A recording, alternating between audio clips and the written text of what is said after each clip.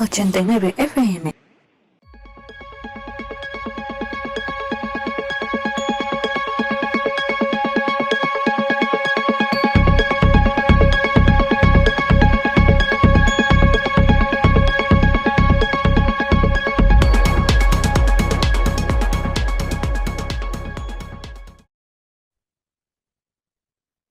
Muy buenas tardes, amigas y amigos. Somos el grupo 16. Bienvenidos a Voces en Debate, Análisis, Debate y Verdad, el espacio donde las ideas se cruzan, la información se analiza y la opinión cobra voz.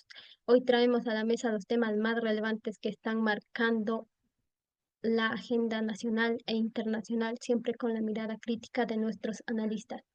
En esta edición abordaremos la política de la confrontación en Chile con la aguda reflexión de Odalis Leighton. También hablaremos de la alerta sanitaria de la fiebre amarilla de la mano de Robert Amaya. No podemos dejar de lado el trágico hecho ocurrido en Ecuador, donde 11 militares fueron asesinados en una emboscada atribuida a disidencias de las FARC, tema que analizará Lady Tsuka. Desde el ámbito de la salud, nos adentraremos en el surgimiento de la tosferina con el comentario de Dayana Carvajal y cerraremos nuestro bloque con un análisis económico, la baja en el precio de la gasolina, junto a Saidi Escobar. Prepárense para escuchar, pensar y debatir esto en Voces en Debate y ya comenzamos. Hola a todos, bienvenidos a este espacio donde vamos a analizar lo que está pasando en nuestro país. Vamos a analizarlo con una manera crítica y comprometida. Mi nombre es Jean-Pierre Amaya y hoy vamos a hablar de un tema urgente aquí en nuestro país. Este tema es el brote de la fiebre amarilla. Esto ha encendido las alarmas aquí en Ecuador. Vamos a entrar en contexto. La fiebre amarilla es una enfermedad grave. Esta enfermedad es transmitida por mosquitos, particularmente en las zonas tropicales. Si bien la fiebre amarilla no es una enfermedad nueva, pues esta enfermedad ha vuelto a ser noticia tras los recientes reportes del Ministerio de Salud Pública. El Ministerio de Salud Pública nos ha confirmado que hay nuevos casos en zonas amazónicas y tropicales, especialmente en las provincias de Napo y la provincia de Sucumbío. El problema de esto es que muchos de estos casos podrían haberse evitado tranquilamente con una campaña de vacunación activa y con mayor vigilancia epidemiológica. La pregunta que ahora nos hacemos es, ¿cómo llegamos a esto? ¿Cómo llegamos a todo esto?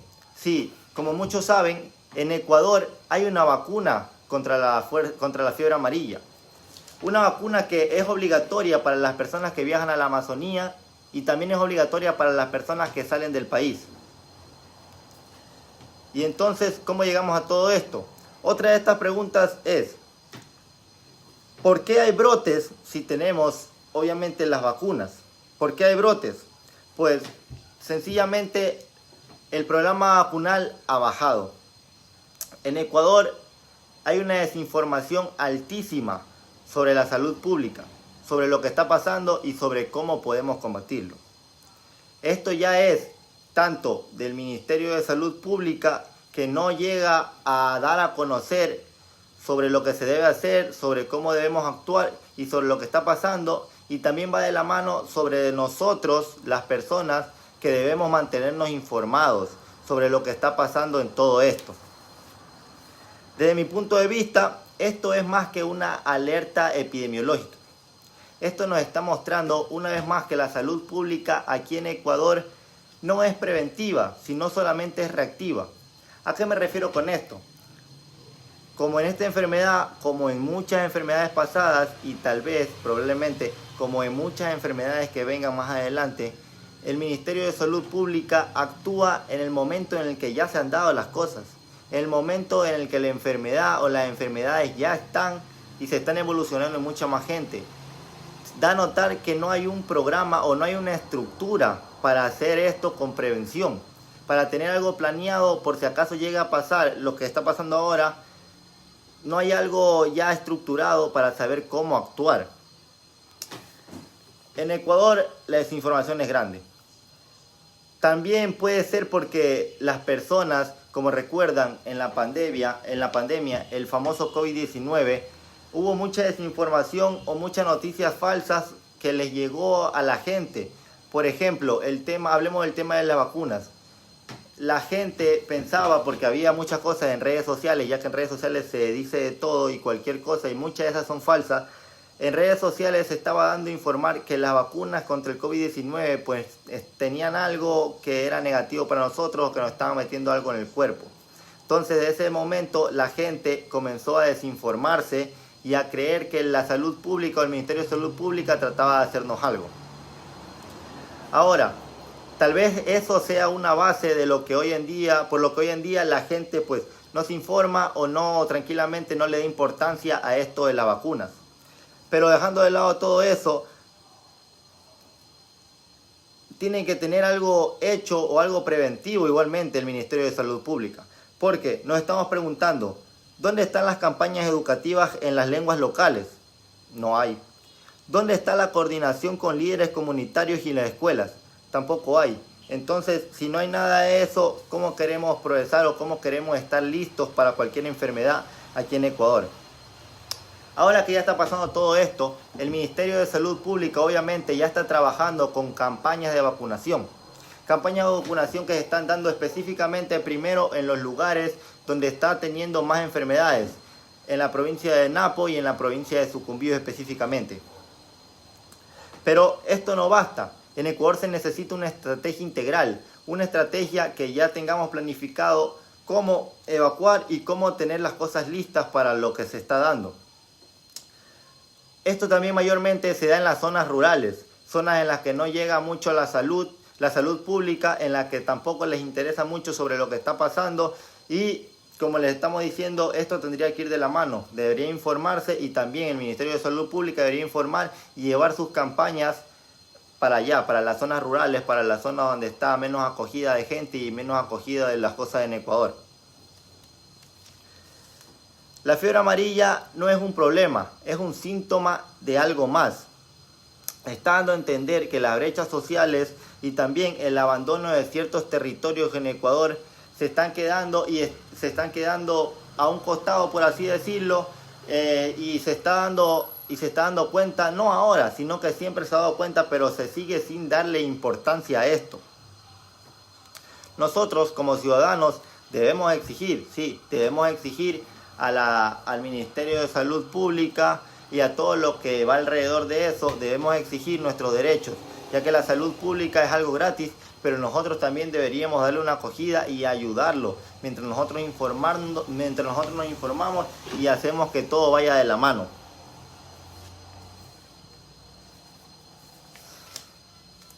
Otra pregunta más que nos estamos haciendo o de lo que está conllevando a todo este tema es ¿qué podemos hacer los ciudadanos para apoyar las campañas de vacunación? Exactamente, ¿qué podemos hacer? Lo primero que podemos hacer es nosotros mismos ir a pedir o ir a hacer que nos vacunen. No solo lo que está pasando, ya que como estamos diciendo y como la gente sabe, esta vacuna ya estaba desde mucho antes de que ahora se esté dando estas enfermedades. Sí, estas vacunas estaban desde hace mucho antes, pero la gente simplemente no le importaba, no las ocupaba y todo se quedaba arrumado por un lado. ¿Qué podemos hacer? Nosotros primero ir hacia esos lugares y una vez que ya nos estemos vacunando, nos hayamos vacunado, el Ministerio de Salud Pública debe hacer sus campañas en redes sociales o en cualquier otro tipo de red o lugar y nosotros compartirlo, comunicarlo o ayudar a informar para que la gente también esté informada sobre lo que está pasando y sobre lo que debe hacer. Estamos dejando que la salud pública dependa sola de las autoridades o también lo debemos asumir nosotros como responsabilidad colectiva. Es de lo que estamos hablando. A pesar de que la salud pública esté un poco, por así decirlo, quedada, nosotros también como ciudadanos debemos ayudar, debemos aportar, debemos hacer las cosas para que no pase lo que está pasando ahora y lo que ha pasado durante tantos años. Debemos también nosotros aportar, poniendo de nuestra parte, yendo a tener la vacuna, yendo a estar siempre con el Ministerio de Salud, viendo lo que pasa, informándonos, informando a nuestros amigos, nuestros conocidos, nuestros familiares, informando a todas las personas, ¿sí? Para nosotros poder ir de la mano y tener una responsabilidad colectiva. Algo de lo que se está hablando últimamente es obviamente, de que siempre que pasan estas enfermedades nos comenzamos a contagiar, o bueno, en este caso, en esta enfermedad que es transmitida por los mosquitos, está evolucionando muy rápido. Sí, en las campañas que estamos haciendo, o nosotros mismos como personas, ¿qué deberíamos hacer? Ya que se está llenando, nosotros mismos a veces hacemos o dejamos ahí, o los problemas climáticos que llega, se llena una poza y dejamos ahí, o nosotros mismos cuando hacemos cualquier acto se queda un poco de agua, se comienza a formar los mosquitos, esto lleva a transmitir las enfermedades. Nosotros mismos como personas debemos ayudar a eso, ayudar en la limpieza, no solamente alrededor de nuestros hogares, sino también en todas las ciudades y todo lo que conlleva el Ecuador, para que no se siga reproduciendo. Ahora mismo en esto de la fiebre amarilla, también aparte de lo de la tosferina, bueno, eso es muy aparte de lo que estamos hablando en este tema. Pero bueno, eso es lo que queremos dar a entender, o sobre lo que queremos opinar el día de hoy, ¿sí? Sobre la fiebre amarilla, sobre lo que está pasando, sobre nosotros como personas, lo que debemos hacer, lo que debemos no hacer, cómo el Ministerio de Salud Pública ha quedado una vez más mal, por así decirlo, ya que se ve que no tiene una campaña preventiva o algo estructurado. Es algo que está pasando en Ecuador, algo que ha seguido pasando durante años y que ojalá se pueda cambiar a futuro, pero que lo más probable es que siga siendo lo mismo. Mi nombre es Jean-Pierre Amaya, ese fue mi tema sobre el que estoy opinando, y ahora pasamos con nuestra compañera.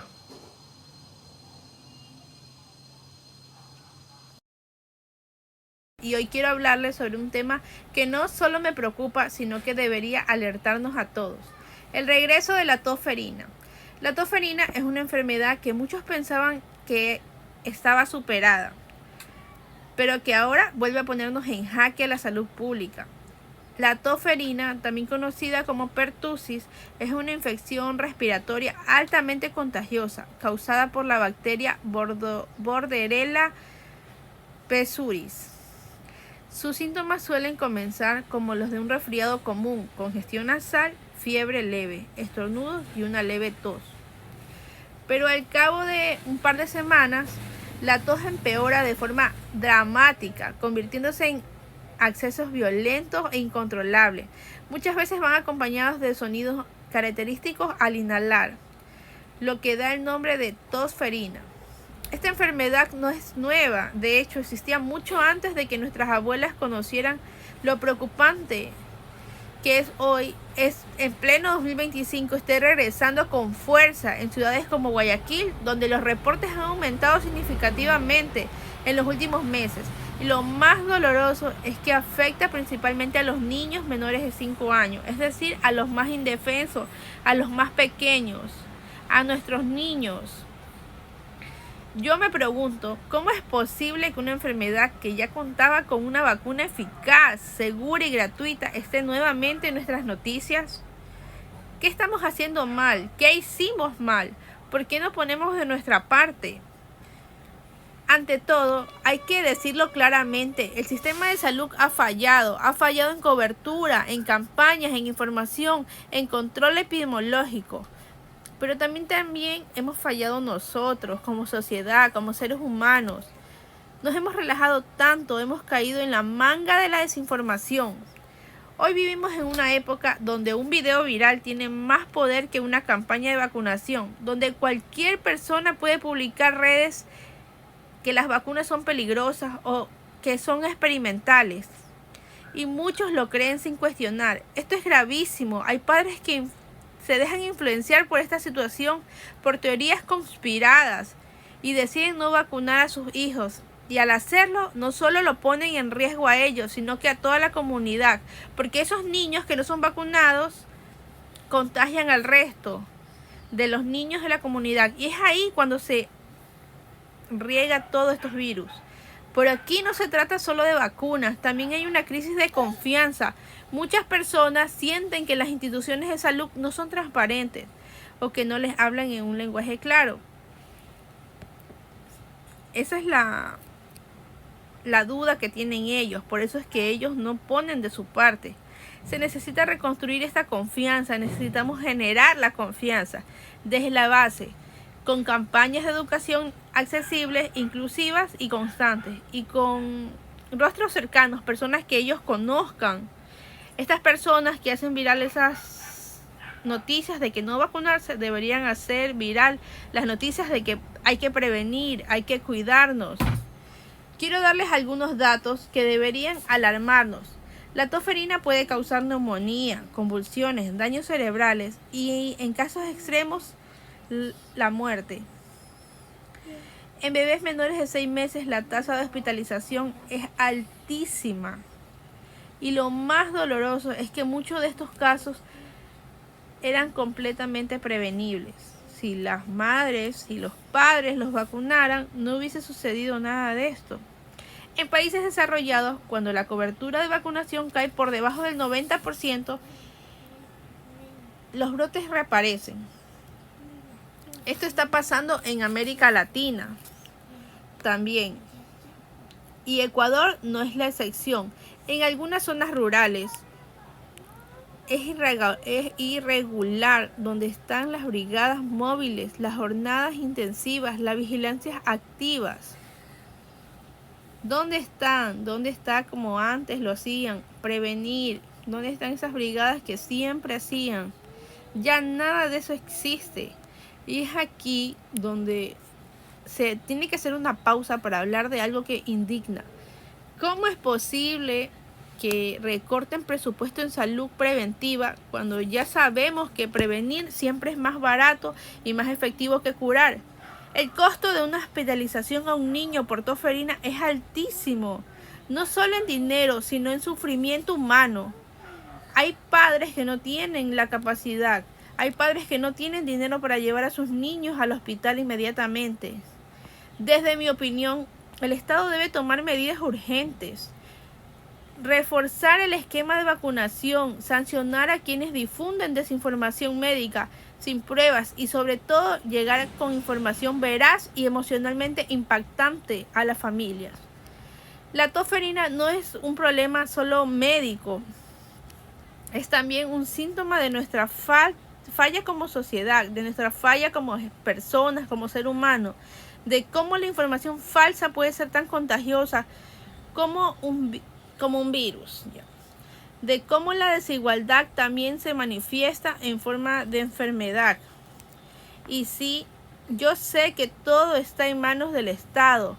Como ciudadanos debemos asumir nuestra parte, como ciudadanos debemos asumir nuestra responsabilidad, informarnos mejor, pero consultar fuentes confiables, investigar, no solo confiar en las redes sociales, escuchar a los profesionales de la salud, preguntarnos cuándo fue la última vez que llevamos a vacunar a nuestros hijos. Sabemos que si nuestros vecinos o familiares están al día con sus refuerzos, tenemos una gran responsabilidad, no solo con nuestros hijos, sino con toda la comunidad. Porque cuando vacunas, no solo te proteges a ti, a quien la recibe, sino que también cuidamos a quienes por edad, por condiciones, por medidas no poseen vacunarse. Y si hablamos de responsabilidad, no puedo dejar de mencionar algo que muchas veces ignoramos: la importancia del refuerzo en la vacunación. Muchas personas piensan que solo una dosis basta, pero la vacuna contra la tos ferina requiere varias aplicaciones, a los 2, a los 4 y a los 6 meses, con refuerzo a los 18 meses, y entre los 4 y 6 años. Incluso los adolescentes y adultos deberían recibir un refuerzo, especialmente si están en contactos con bebés. ¿Cuántos de nosotros lo hemos hecho? ¿Cuántos? ¿Tú te lo has hecho? ¿Tú te has vacunado? ¿Tú te has puesto los refuerzos?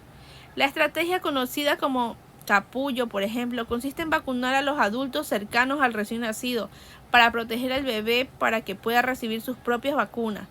Pero esta medida, aunque eficaz, es poco conocida y casi nunca promovida por las autoridades. Además, ¿sabías que muchos casos de tos ferina en adultos no se diagnostican correctamente? Se confunden con gripes fuertes, bronquitis persistentes. Esto significa que estas personas siguen circulando, tosiendo en el transporte público, en el trabajo, en casa, sin saber que está contagiada y contagia a otros, incluidos a niños. Y no podemos dejar de lado el rol de las escuelas y colegios. Estos espacios también deben ser aliados de la prevención. Los directores directivos y los docentes deben tener el acceso a la información médica clara e instituciones educativas. Podrían ser punto clave para reforzar campañas de vacunación y de educación sanitaria. La salud pública necesita sumar todos los frentes. En este punto quiero enfatizar algo. La salud es un derecho, sí, pero también es una construcción colectiva. No es solo responsabilidad del médico, ni del gobierno, ni del padre de familia. Es de todos, porque temas de salud, si uno falla, fallamos todos.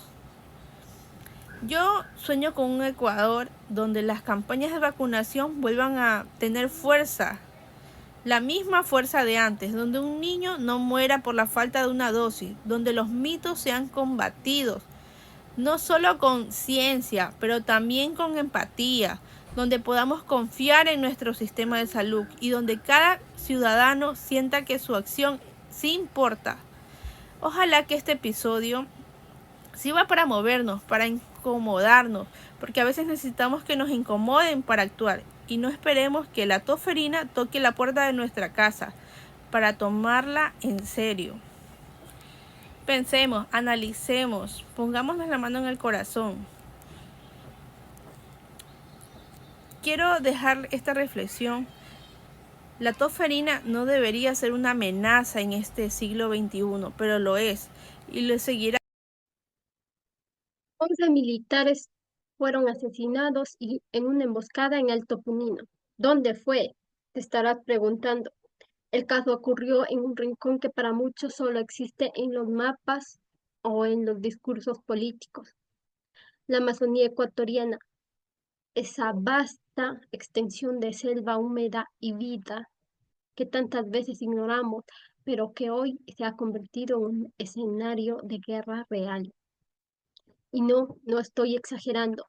Cuando hablamos de guerra, pensamos en conflictos lejanos o en otras geografías, en otros pueblos, pero hoy esa palabra retumba entre los árboles gigantes de Alto Punino, una zona situada entre las provincias de Napo y Orellana, donde los caminos se vuelven lodazales y el río es la única carretera.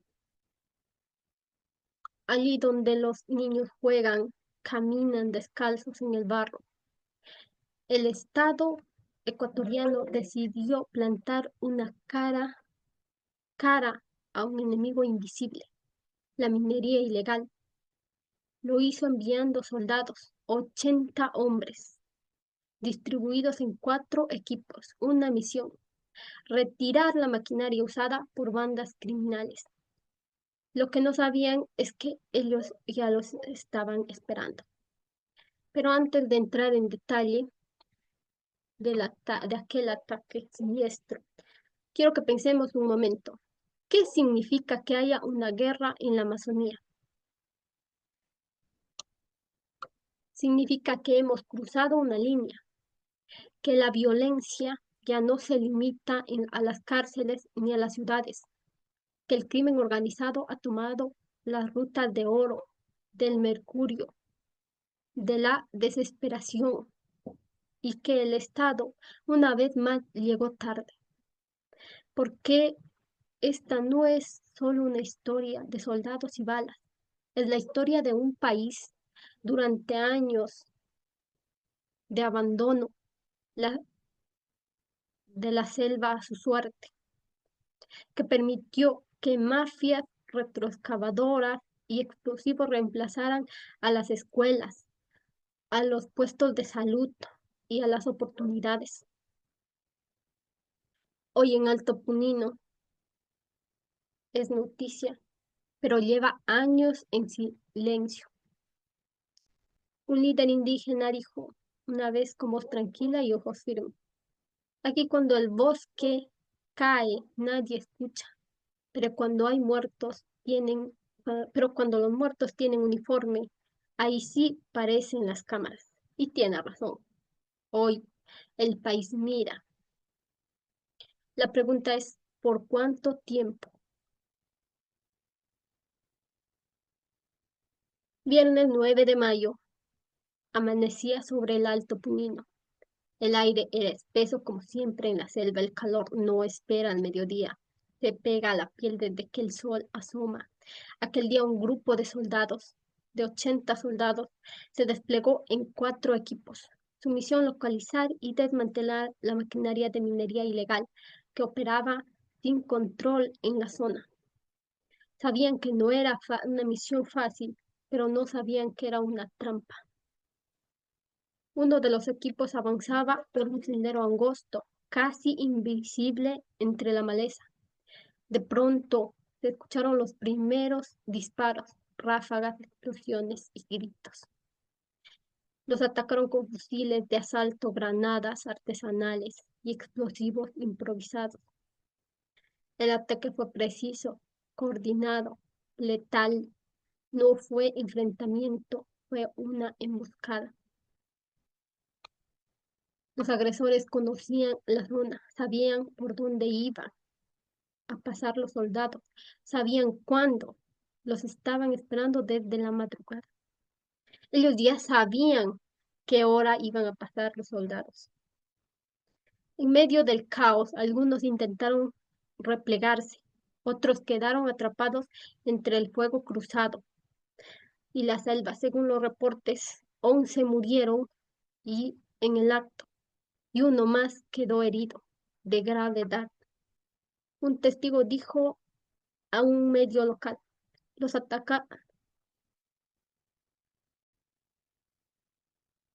los atacaron como si supieran todo, las rutas, las horas, hasta los nombres. Esto no fue casualidad y no lo fue. Las autoridades identificaron a los responsables como los comandos de la frontera, un grupo armado con vínculos con las disidencias de las FARC y con la organización criminal conocida como los Lobos aquí en Ecuador. No son improvisados, son paramilitares, guerrilla reciclada, sicarios con formación, mercenarios de oro. Días antes, según reportes de inteligencia, ya se sabía que algo se gestaba. La operación, aparentemente secreta, habría sido filtrada desde dentro del mismo ejército. Algunos investigadores incluso afirman que hubo venta de información, traición. Lo dijo el comandante del ejército, Henry Delgado. Hubo traición. El poder económico de estas bandas podría haber doblegado el espíritu de un soldado. Duro, directo y alarmante. Porque si los criminales tienen información privilegiada, si conocen los planes antes que se ejecuten, entonces la pregunta no es solo cómo murieron esos 11 soldados, sino quiénes los entregó. Y más allá aún, ¿cuántas otras operaciones están comprometidas? ¿Cuántos más van a morir porque alguien dentro cobra por callar? Lo que ocurrió en Alto Punino no es una anécdota, es una advertencia, es la selva diciendo entre disparos que el país está perdiendo el control de sus fronteras internas y que cuando el Estado se convierta en rehén del crimen, lo que muere no solo es la seguridad, muere la confianza. Los comandos de la frontera no son una banda aislada, son un grupo de delincuentes improvisados. Son parte de una red que mezcla crimen, ideología y dinero. Este grupo tiene sus orígenes de las disidencias de las FARC, pero se ha transformado. Ya no luchan por una causa política, luchan por controlar rutas, recursos, territorios. Hoy en día operan como una empresa criminal multinacional y han encontrado en Ecuador un nuevo mercado. Están aliados con los lobos, una de las bandas criminales más peligrosas del país. Juntos controlan corredores de minería ilegal, trafican oro como si fuera cocaína, imponen su ley a punta de fusil.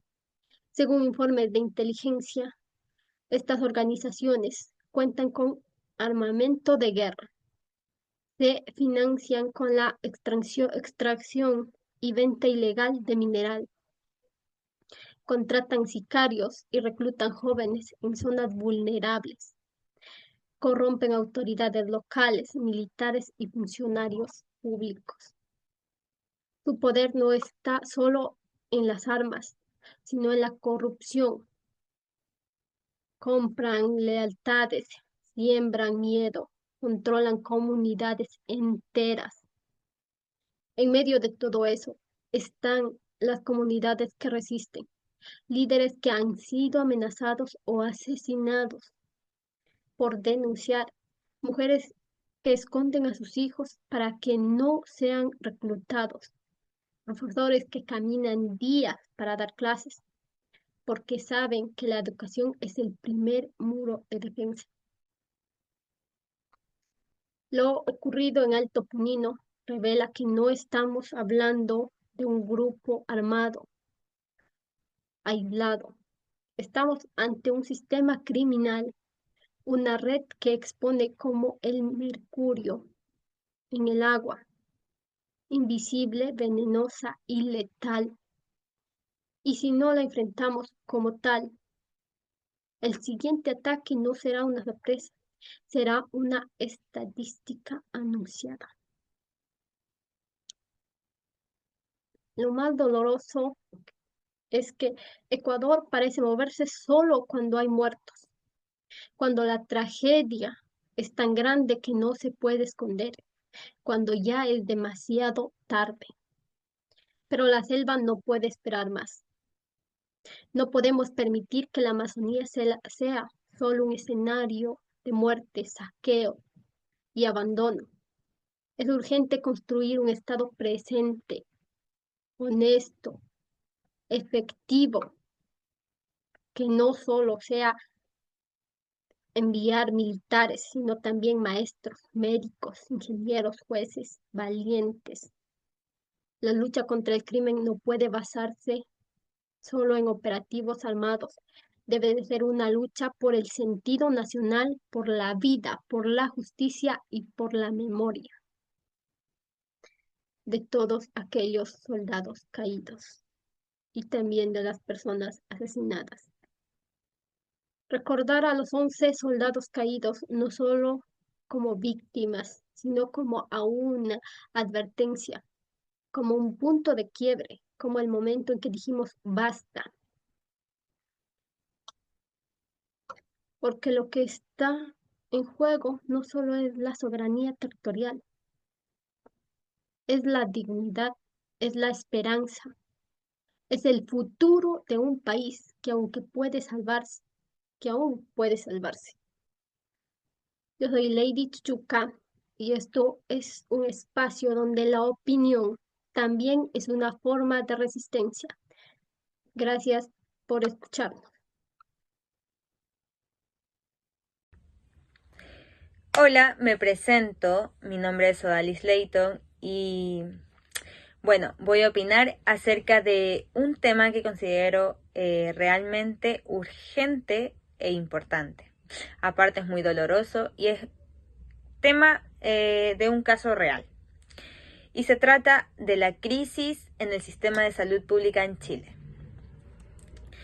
Este no es un tema nuevo, pero sí es uno que seguimos arrastrando y que cada invierno o en cada crisis sanitaria se vuelve más evidente. Se dice crisis sanitarias y el invierno porque cada que llega el otoño-invierno brota la influenza. ¿Por qué? De esto se debe al cambio climático.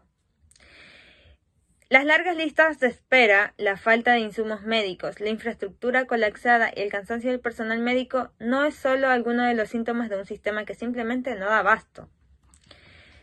Esto, por supuesto, no solo afecta a personas mayores o de escasos recursos. esto nos puede pasar a todos. Por eso he decidido dar mi opinión sobre este tema, que es muy relevante y creo que necesitamos hablarlo más y, por supuesto, exigir soluciones.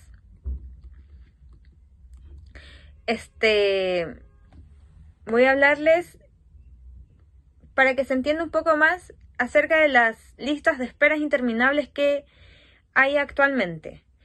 Y hay más de 2 millones de personas que están esperando por una atención médica en el sistema público. No estoy hablando de una consulta rápida, sino de cirugías, de especialistas y tratamientos complejos o diagnósticos que no se han dado a tiempo y puede costar varias vidas. Hay pacientes que llevan más de un año esperando a ser atendidos por un médico. Imagínate vivir con un dolor crónico o con una enfermedad progresiva, sabiendo que la ayuda médica que necesitas puede tardar meses o incluso años. Esto es realmente inaceptable. Estamos hablando de vidas humanas y no de simples números. También, las infraestructuras y los recursos insuficientes. Este es uno de los grandes problemas que hay, porque la infraestructura y la falta de insumos en los hospitales es realmente inaceptable y es de no creer, ya que hay hospitales que literalmente no tienen camas suficientes y especialmente en épocas críticas como el invierno. Hemos visto varios reportajes donde pacientes esperan horas en los pasillos porque no hay lugar donde los doctores tienen que improvisar. Simplemente toca derivar estos casos a otros hospitales que también están totalmente colapsados. O sea, no hay espacio, no hay recursos. Y es muy lamentable. ¿Cómo se puede trabajar dignamente así? ¿Cómo? ¿Cómo se puede garantizar una atención de calidad en estas condiciones? Imposible. Y realmente es terrible todo lo que está sucediendo en la actualidad. También la desigualdad con la salud privada. Mientras tanto, si tienes dinero, puedes ir a una clínica privada, no hay problema. Y por supuesto, vas a ser atendido en cuestión de horas. Esa es la gran brecha que existe en nuestro país. En este país. Y no creo que solo sea en que haya problemas de salud. De primera clase para quienes pueden pagar y una salud colapsada y lenta para quienes dependen del sistema público. Lamentablemente estamos hablando de los seguros. Esto duele y es triste ver cómo el acceso a la salud está directamente ligado al dinero. No debería ser así. En teoría, todos tenemos derecho a la salud. Pero en la práctica, ese derecho no se está cumpliendo como debería ser. Personalmente, este tema me causa mucha frustración, porque siento que no debería ser así. La salud no debería ser un privilegio, es un derecho. No podemos ni se puede seguir permitiendo que personas mueran por atención. Y da rabia ver cómo cada gobierno promete mejorar la salud pública. Y esto simplemente no pasa solo aquí, sino es en todos lados. Y pienso que los políticos tuvieran que atenderse obligatoriamente en el sistema público. Y quizá esto harían cambiar las cosas más rápido, porque entenderían en carne propia lo que es esperar, lo que es sufrir por una atención que no llega. Siento que hay una gran desconexión entre las autoridades y lo que realmente vive la gente en un hospital público. Y no solo se trata de plata, se trata de prioridades, de gestión y de voluntad política. En resumen, el sistema de salud pública en Chile está en crisis y no se puede seguir normalizando esto. Es urgente que el Estado invierta más y mejor, que se escuche a los trabajadores de la salud, que se modernicen los hospitales, que se reduzcan las listas de espera y que el acceso a una atención digna sea real y no solo un derecho escrito en papel. Porque al final del día todos merecemos ser atendidos con respeto, rapidez y calidad. Todos. Debería haber una igualdad en atención. Si este tema también te preocupa, vamos a hacerle eco para que al menos puedan reflexionar un poco. Y esperando, obviamente, que cada enfermo comience a sanar. Y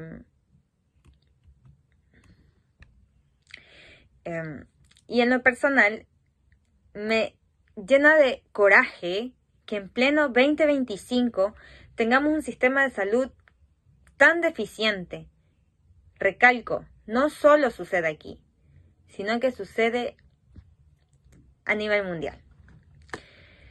Yo creo que esto no debería ser un tema de dinero, como ya lo mencioné anteriormente, sino que uno tiene que ser un poco más condescendiente y empático. Cada vez que veo noticias de que personas mueren esperando a diario una atención médica, me pregunto, ¿qué estamos esperando para hacer un cambio estructural real? ¿Qué se necesita realmente para que todo esto que está sucediendo sea mejor? No solo se trata de inyectar más plata, sino de rediseñar el sistema para que sea más justo, transparente y eficiente. Creo que cada vez que se realizan campañas presidenciales, nuevamente voy a tocar este tema, los políticos en general hablan de salud en la campaña, hablan de seguridad, hablan de muchas cosas que a la final no se terminan concretándose. Pero pocos realmente conocen lo que vive una persona que solo vive en carencia. Y es lastimosa este tema. Y estar en una sala de espera pública, me parece que hay mucha desconexión total entre quienes toman decisiones y, por supuesto, quienes sufren las consecuencias, que somos nosotros, como pueblo y ciudadanos. Esto sería, doy pase a mi siguiente compañero.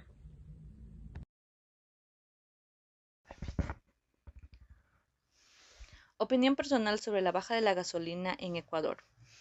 Desde hace varios años, hablar del precio de la gasolina en Ecuador es tocar un tema sensible. Esta semana, a partir del 12 de mayo de 2025, se anunció una baja en el precio de los combustibles Extra y Ecopaís. Una noticia que para muchos representa un respiro económico, pero ¿qué hay detrás de esta decisión? ¿Es realmente una buena noticia o solo una medida temporal que podría tener consecuencias más adelante?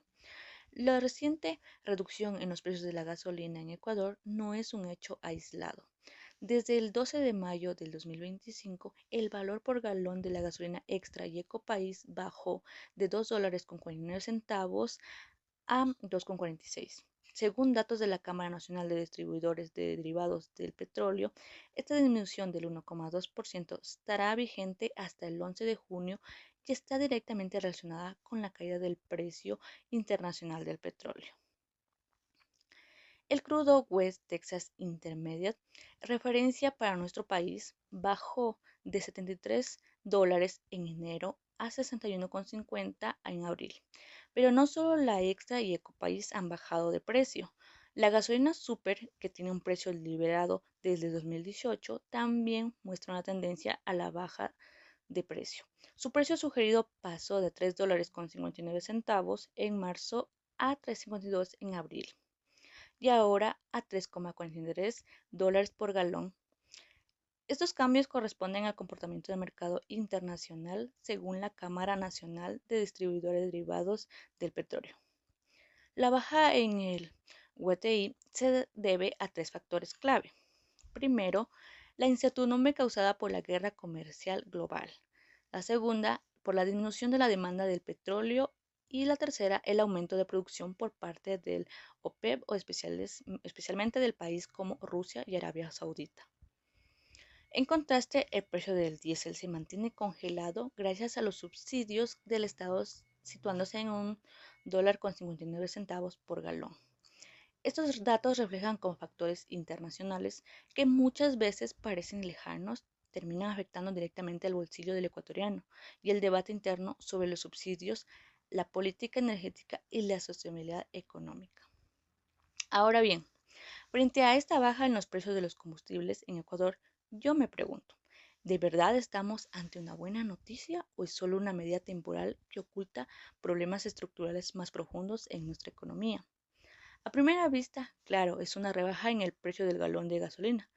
Puede parecer un alivio, especialmente para quienes dependen diariamente del transporte, como taxistas motorizados, pequeños productores, transportistas informales e incluso ciudadanos que usan sus vehículos personales para ir al trabajo o hacer unas entregas.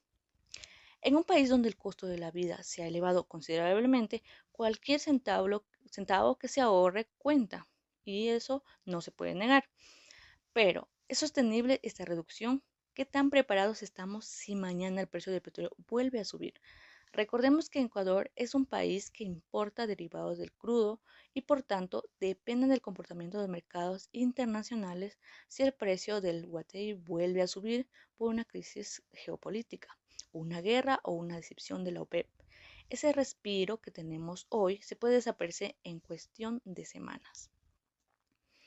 Además, en este escenario, el papel del Estado es fundamental.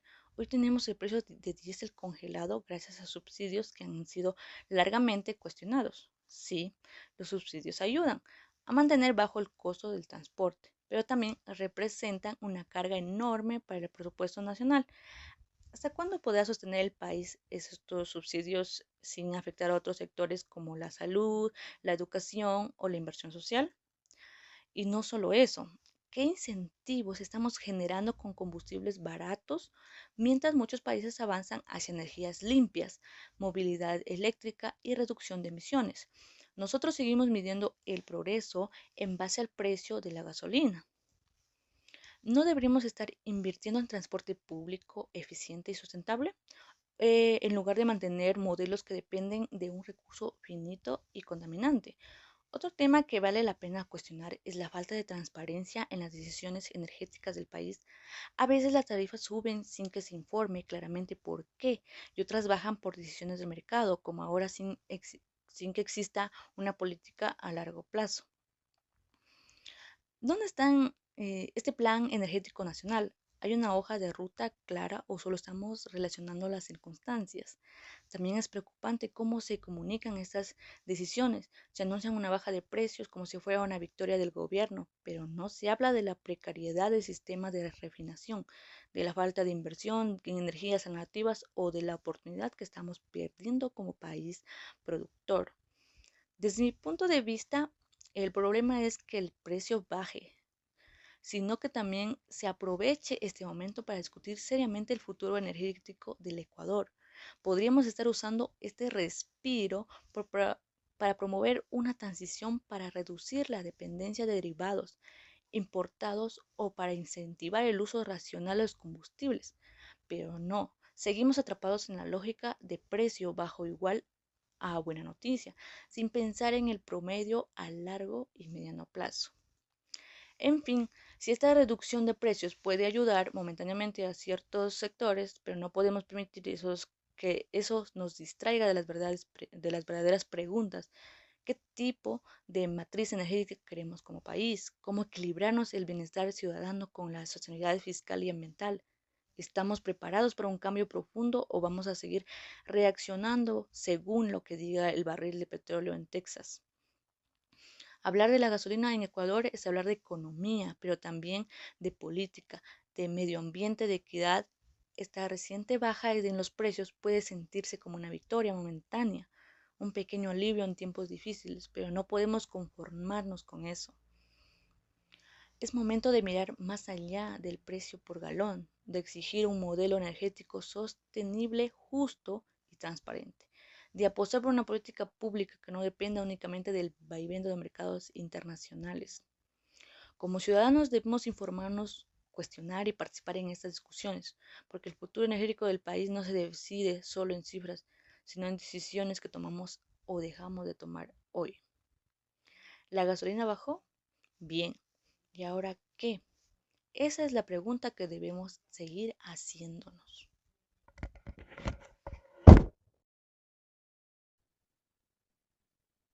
Así cerramos una nueva edición de Voces en Debate, Análisis, Debate y Verdad. Agradeciendo, como siempre, su valiosa sintonía. Hoy compartimos reflexiones profundas sobre política, salud, economía y seguridad, temas que nos invitan a mirar más allá de los titulares y entender la complejidad de nuestra realidad. Gracias a nuestros opinadores por su compromiso con la verdad y el análisis informado. Odalis Leighton, Roberta Amaya, Lady Chuca, Dayana Carvajal y Saidi Escobar. Recuerden que la opinión construye ciudadanía y el debate enriquece la democracia. Nos encontraremos en una próxima edición. Hasta entonces sigan cuestionando, sigan pensando y sobre todo sigan escuchando. Esto fue Voces en Debate. Muchas gracias.